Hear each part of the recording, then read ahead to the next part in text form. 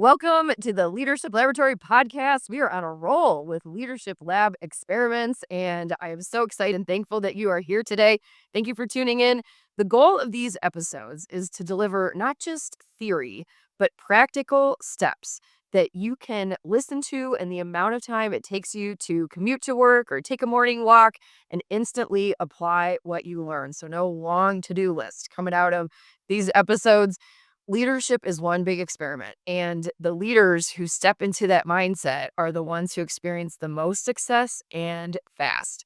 And today's guest is no exception to navigating a new environment, experiencing the excitement and the frustrations that come along with that, finding keys to success. And I very intentionally chose that word keys, which we'll find out more about in a minute, to finding the elusive work-life balance and actually redefining what that means to her. And spoiler alert, as she did that, she came out on the other side with a promotion, which we celebrate here in the Leadership Laboratory. Well, joining us today is Lauren Paladino. She is a seasoned continuous improvement professional with over 11 years of experience in both the food and building materials industries. She is all about helping people work smarter, not harder, and doing it with a healthy dose of fun and engagement. It is an absolute pleasure to be around Lauren. She loves building up people's capabilities and unlocking their hidden superpowers, sometimes even before they know they have them. And she is the leader that everyone wants to follow. On weekends, you will find her enjoying quality time with family and friends, probably plotting the next great adventure and playing with her little man, Mac, who is turning 1-year-old next week. Welcome to the show, Lauren. Thanks, Jamie. Thanks for having me here.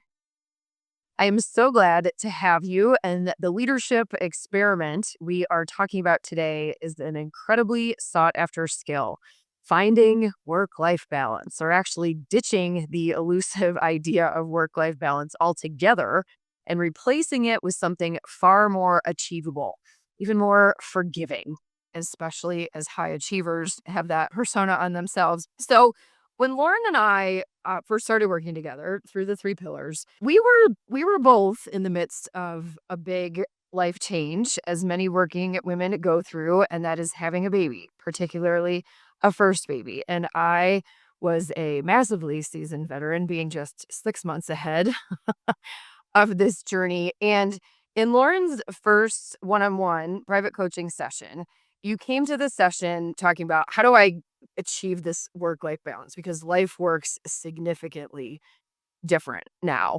And I started sharing with you a realization that I had. It was a 3 a.m. moment when I was up with the baby and nursing and had a 7 a.m. important work call and just feeling so disorganized and defeated, thinking about this is not balanced at all. And in that moment, the idea of, instead of thinking about work-life balance, I started thinking about work-life levers. Balance is really hard to achieve. And even if you do achieve it, it's for a fleeting moment. And I shared with you this idea about levers, and that I can have the baby lever, I can have the work lever, I can have the wife lever, I can have the self-care lever, and I can stand firmly on my 2 feet while pushing and pulling those levers as I please. And that was very comforting to me, and that was very empowering, and it gave me a sense of control that I hadn't had in some time. And I shared that with you, and I watched this huge light bulb go off in your head because you took that metaphor and put your own spin on it. And so I would love for you to share with our listeners what that is.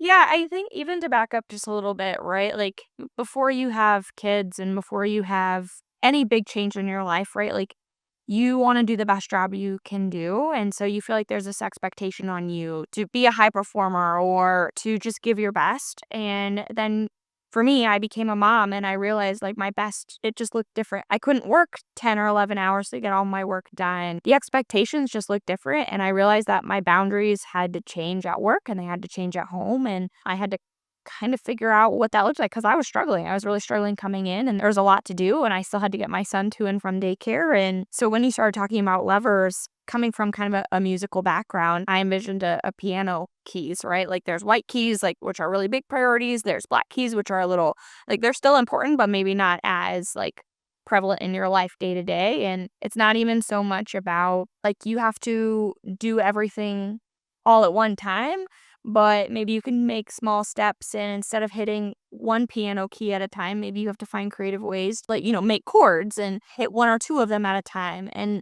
it's not about, making a concerto, but about making some musical notes and moving forward. It was so brilliant, Lauren, when you said that, and I absolutely love the visual that you have painted for us with this. That when I rewind to that, you said the white keys are the big priorities. Yeah.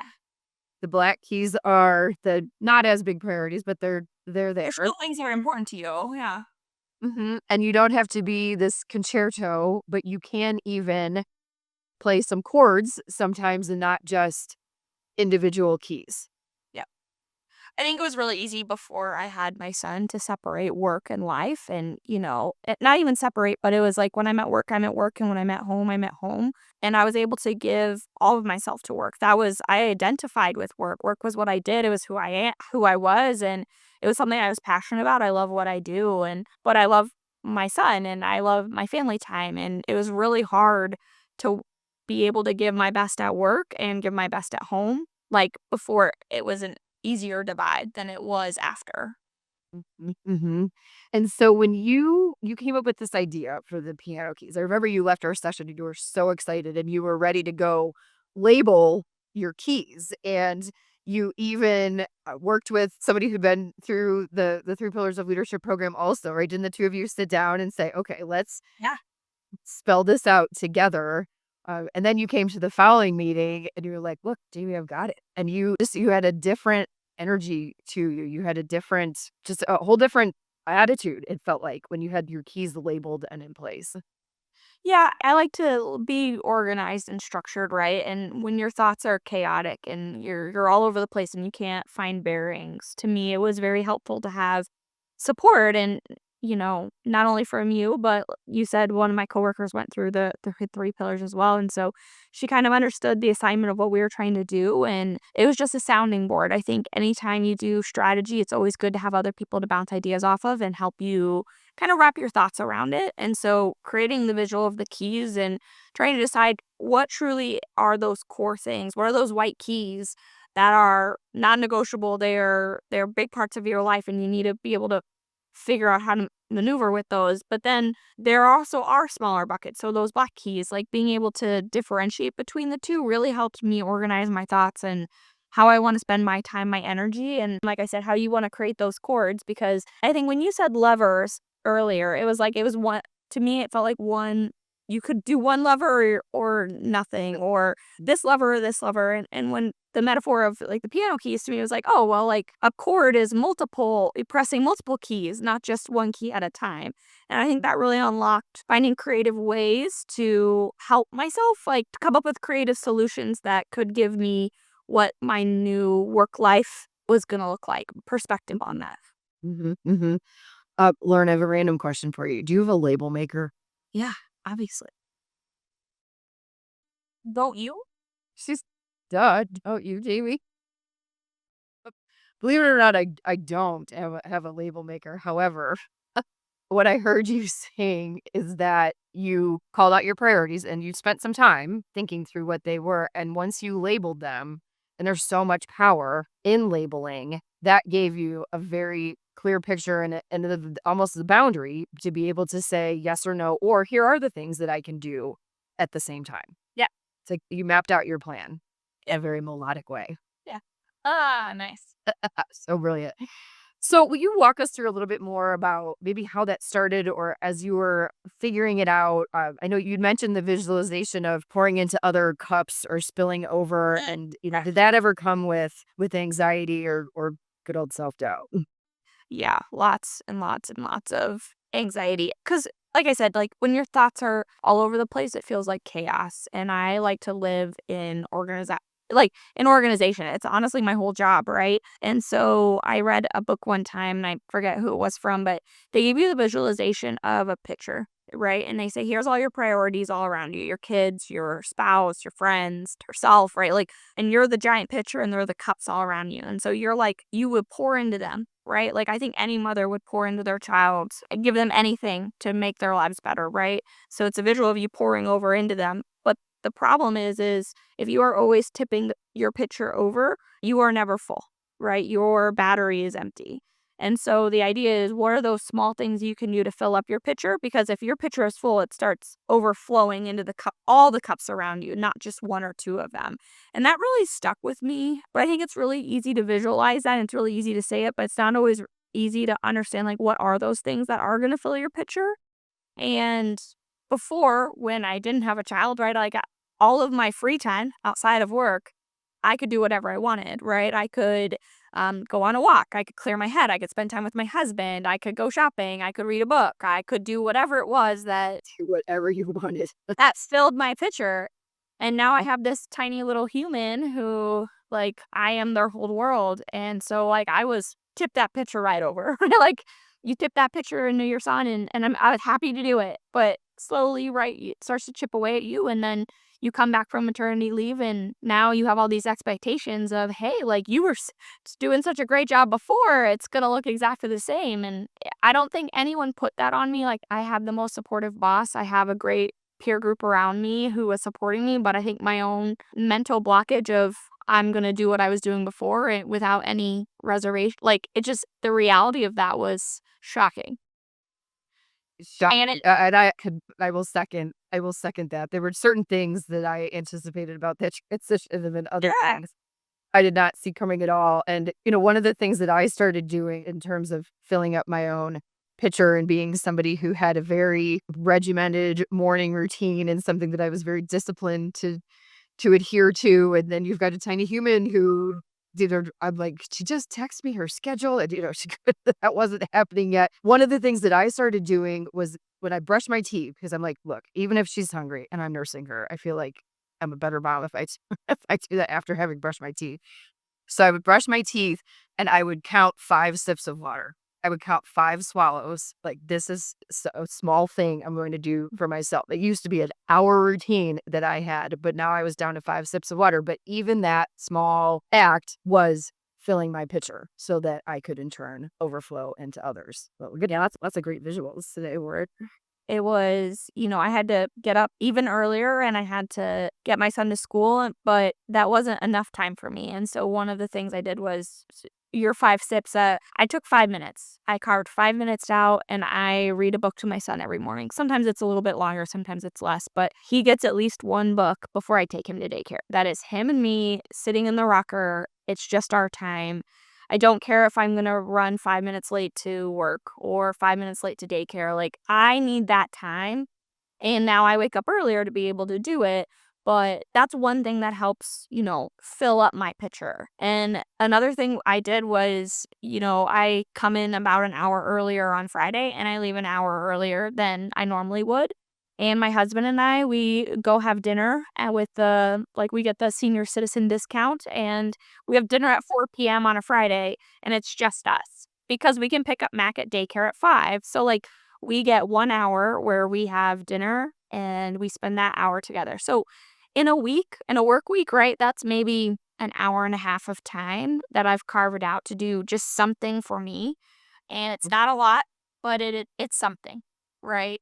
And I loved it. I mean, in some cases, it doesn't have to be a lot. And Right. though the small things that you do, and I hear you just sharing such healthy, reasonable, and noble boundaries, Warren, and adhering to them, and they compound over time. Those small little deposits, and being so many things all in one day. A mom, a great team member, a wife, and giving yourself the permission to do that and to stick with it. And has everybody else been okay? Like, it worked. Is everybody fine? No one has said anything, right? Well, because I'm not late and I'm able to balance it. But I think the big thing for me was it was about taking a step forward. When you're stuck in that anxiety and chaos. It's not about making big moves, or like I said, it's not about having a concerto, right? It's about literally, like, maybe it's one chord and it just adds up over time, like you were saying. But to me, it's not even about that. It's about progression. There's something so powerful about moving forward, even if it's just the tiniest bit, because you could be going backwards and you could be standing still, which is worse than any amounts of moving forward that you can do. So 5 minutes reading a book, no, that doesn't make me feel like I'm the best mom in the world. But it is one small step of me helping myself feel like, hey, like, I am spending time with my son. This is something I can do. This is in my control. It's one step in the right direction. Well, and Mac, I mean, I know he's a smart little cookie, but I'm pretty sure he can't tell time yet. And so he's not measuring it with Yeah. mom only spent five. He's saying mom spent time with me, right? Yeah. And that's what matters. So as you were progressing through this journey, and I remember like watching your momentum and your excitement and like, oh, this is starting to work. Do you recall like a turning point in that or just something specific that continued to help the light bulb go off for you?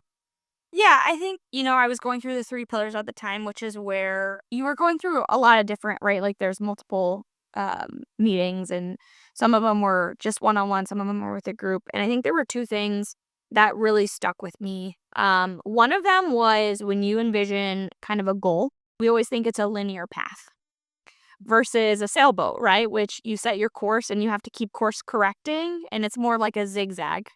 That really stuck with me because it's not always point A to point B and it's linear, right? It truly is. There's ups and downs along the way, but you're still making progression towards your goal, which is better than, like I said, going backwards. That really stuck with me because I always thought big picture, like you have to make big life changes to to get big results versus even something small is still progression towards your goal. And then the other thing that really stuck with me that you said was that someone even said to you was that you kind of have to mourn the loss of yourself, of your old self. It's not that I'm a different person. I'm the same person. I have the same likes, but the things that are going to fill up my picture, right, are different now because my son has made me a different person and I love him and I don't want a life without him, and so I have to my free time is no longer for everything else I wanted to do. He's a huge part of that, so I have to really set aside that person I was and move forward with who the person I wanna be now that I'm a mom, and so those 2 things really helped me visualize with the piano keys how I needed to get creative with, what are the things that are gonna fill up my picture, and then even make small changes to make progress.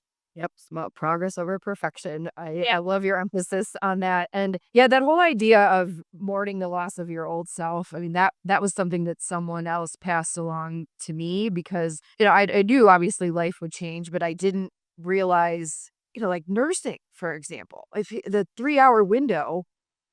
That's start to start. I didn't know that. I mean, it leaves so little time, and especially when you're working and you're pumping and there is so much to do, and no time for yourself, and that's a very difficult mental shift to go through. And when I heard somebody say that, it's so helpful to be able to put something somewhere, right? To have some logic or to have some proof or to have an example of something that somebody else went through that you hear and you're like, oh. I totally get that, right? And if you weren't in this situation, like you might hear the words, but they don't land for you quite as much. And so I found that comforting and I'm glad that it was helpful Yeah. for you as well. And also this idea, and I'd love to emphasize this for listeners too, that when we set a goal, and especially if we fall into, high achiever, type A, perfectionist tendency categories, we love to think that we're going to set the goal and it's like driving in a climate controlled car, just straight line A to B. And it is never like that. And when you open your mindset up to the fact that it's much more like being in a sailboat, like you said, Lauren, and a sailboat does not travel in a straight line. It zigzags, tacking, right, is the nautical term. And it's doing that according to the gusts of wind, the things that it can't control. But when you've got that awareness and almost the expectation of, hey, like something's going to throw me off course here, but really it's just something that you need to learn in order to progress towards your goal through an even more informed lens. You almost like welcome those things that throw you off your path because you see them for the gifts that they are rather than the frustration that they might have been in the past, and that you can still move toward your goal and do it on your terms. It just might not look exactly how you envisioned it at the beginning. Definitely. Yeah. There's another visual. So far we've got the piano, we've got the pitcher, we've got the sailboat. That's going Maybe on there. this might be a children's book in the works, Lauren. I think it's interesting too, because I remember when you said you have to mourn the loss of your old self. Like, I think I just pictured like I would go cry in the corner, like goodbye, like. And it's not so much that it's just like you have to find ways to move forward because there is an ending going. There's no going back. I don't want to go back. I'm so happy with where my life is. It's more of finding ways to still like fill up your pitcher without pouring it over, I guess, right? And it has to look different and you have to come to terms with that. However you need to do that, however you need to cope with it, but it happened and you got to manage through it. So, Mhm, mhm. And having some fun with it, like, finding the things that they might be a lot smaller and a lot different than what you used to do, but still meaningful nonetheless. I love that again that you paired with Bree, you partnered up with Bree to say, like, what are these keys, and phone a friend on that, or be in some sort of support system to generate the ideas and the little things like the 5 sips of water, the 5 minutes with a book, even just a timed alarm on your phone that reminds you to breathe or to stand up, to take a walk, look out your window and notice something you haven't noticed before. All of those things, they sound so simple, but they really do add up, as does the absence of them. So just a few can make a huge difference. Well, I hear so much flexibility, forgiveness, just grace in what you're saying. Lauren, coming from a perfectionist, a recovering perfectionist, like I think we're both part of we're both part of that club. It's a daily commitment. If listeners were to participate in their own experiment related to, let's just not even call it work-life balance anymore, but finding a work-life rhythm, what is your advice to them? I think the big thing is one, find a support team. Find people who you can talk to. The best thing you can do is get it out in the open, right? So many people are going through similar things, maybe not exactly the same, right? Yourself, right? 6 months ahead of me with having a baby, like having people to talk to who've had similar experiences, that just, it pays dividends. But I think the other thing too is really just get your thoughts down on paper, right? Like when they're in your head, it's chaos. And so being able to organize them into succinct thoughts of, hey, what are my priorities? What are my keys, right? Map it out on a piano, map it out on a lever, find a metaphor that works for you, even if it's the pitcher, right? What are cups would I pour into? Map those out because once there's a lot of power to them, once you can name what they are and understand why they not necessarily take away from you, but why you want to pour your energy into them. And then you can find creative solutions for what could fill your pitcher or what are those chords that you can play to help build yourself up. Once you get them down on paper, you can start really moving forward. Yeah. And I'll hear that comment a lot. Like, gosh, once I got this down on paper, it just seems so much clearer to me. And, the neuroscience and the research behind that is that we remember 10% of what we hear. We remember 40 to 50% of what we write down and 90% of what we do. So the value in writing down is so huge in that essentially you're taking what's churning in your head, you're attributing higher energy to it, you're putting it on paper. And when you put it on paper, your brain goes, this is actually important. And once you can call it out and separate it from everything else that is not high priority, it helps you be organized and it helps calm some of the noise that's in there. And when you get into that space of calm, that's when the creativity, that's when the ideas, that's when the forgiveness, all of those things come. But in the noise and the churn, it's really difficult to find those things. Yeah, and I think it sounds really simple, right? Put it down on paper, but honestly, if you hadn't had me do it, I don't know if I would have. I think that accountability partner, because it doesn't sound silly, but it sounds silly, right? Like, oh, you need me to go like draw a piano board and put some like big buck. Like it sounds silly, and you're like, I don't have time for that, but you have to carve out time for you. And even if it's sitting down with a friend or a peer or someone you trust and going through the exercise together, then it's not you're doing it alone, you're doing it with someone. And that's always been something that I like, bouncing ideas off other people. I like having strategy sessions with others. And so while this was something that I didn't necessarily want to spend time on, it was okay, well, how can I make it fun? First, like do it with a friend. And two, like it just unlocked so much. And so having the accountability partner, whether that's through the 3 pillars or yourself or maybe a family member. I even did this with my husband too, such a big supporter. And so it's just, you can't go wrong and you have to really find those people and find those resources that are going to help you unchaos chaos when we're talking about the elusive work-life balance, because it's not so much it's not a yes or a no, it's how you manage your life. I love that. It's not a yes or no, it's how you manage. It's so powerful.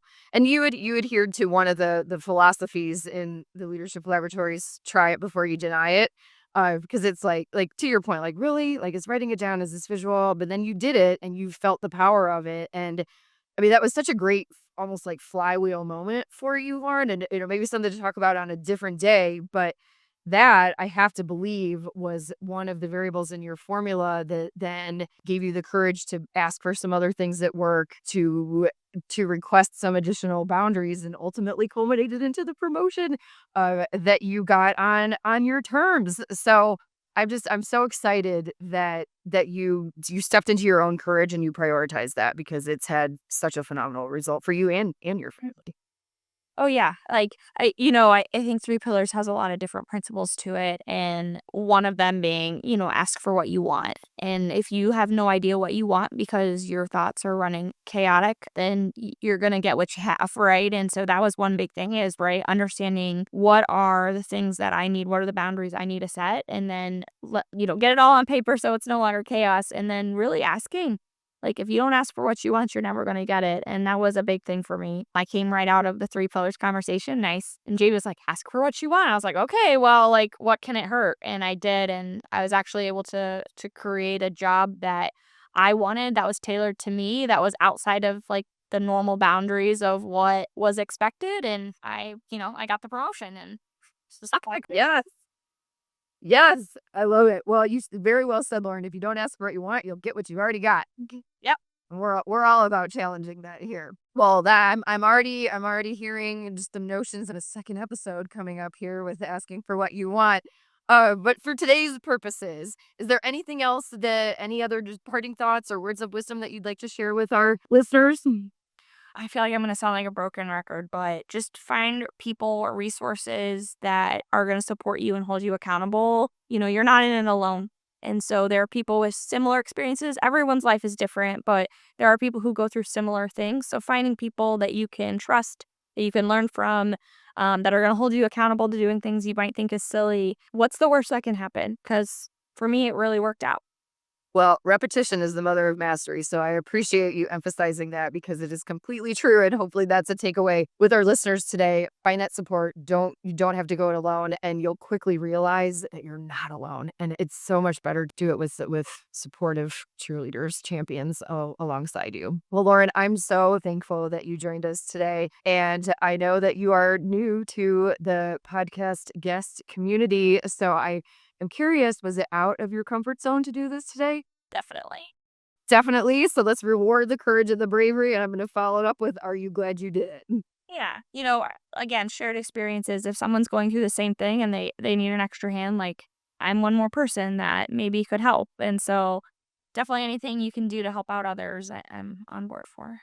Well, it is incredibly inspiring to have you here today, Lauren. Thank you for stepping out of your comfort zone to do this and just sharing your raw, real story with us. You are an incredible leader. You're an incredible wife. You're an incredible mom. Happy birthday next week, Mr. Mac. And thank you for giving us a realistic method to exchange work-life balance with something achievable. Thanks, Jamie. All right, listeners, well, thank you for tuning in today.